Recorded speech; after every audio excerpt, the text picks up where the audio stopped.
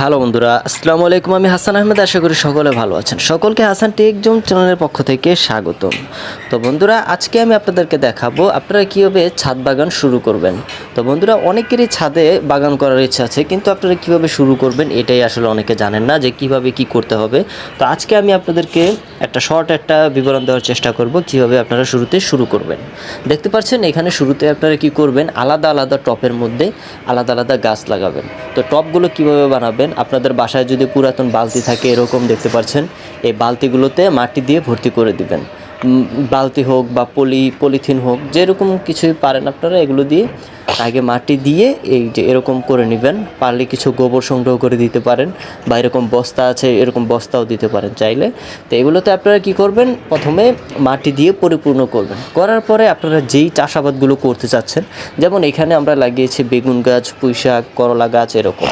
তো সেগুলো আপনারা কী করবেন, আপনারাও এরকম আপনাদের ইচ্ছা মতো লাগিয়ে নিতে পারেন। তো দেখতে পাচ্ছেন লাগানোর পর হয়ে গেলে তারপর আপনারা এরকম চার দিবেন। চারগুলো হচ্ছে মূলত বাঁশের একটা বেড়া বলে আর কি, যাই হোক। তো এরকম এই যে বাঁশ সংগ্রহ করবেন যেখান থেকেই পারুন। বাঁশ কিন্তু কিনতে পাওয়া যায়, এরকম কিনে আপনারা এরকম পিস পিস করে এই যে এরকম একটা চার বানিয়ে নিতে পারেন, বা অনেক জায়গায় এরকম চারও কিনতে পাওয়া যায়। তো আপনারা এগুলো কিনে কি করবেন, এই যে এখানে এরকম ইট থাকলে ইটের উপরে দিতে পারেন, বা এক্সট্রা কোনো লাঠি থাকলে এগুলো দিয়ে আপনারা এরকম চার বানিয়ে দিতে পারেন। তো এই চারের মধ্যে দিলে হয় কি, এই যে গাছগুলো বড় হবে এগুলো কি হবে, চারের উপরে গিয়ে উঠে যাবে।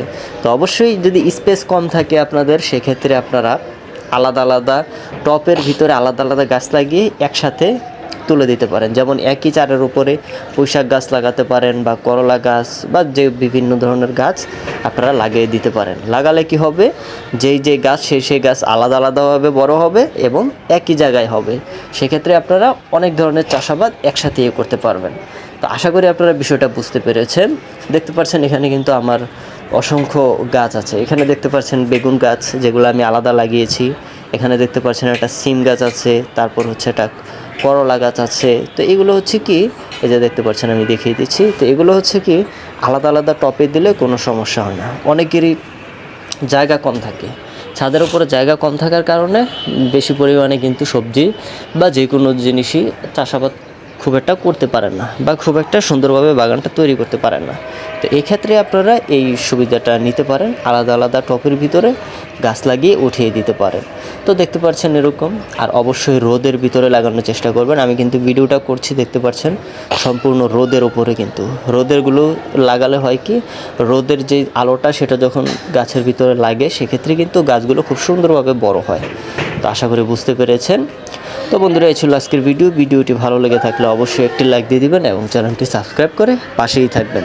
তো চলুন আজকে শেষ করা যাক।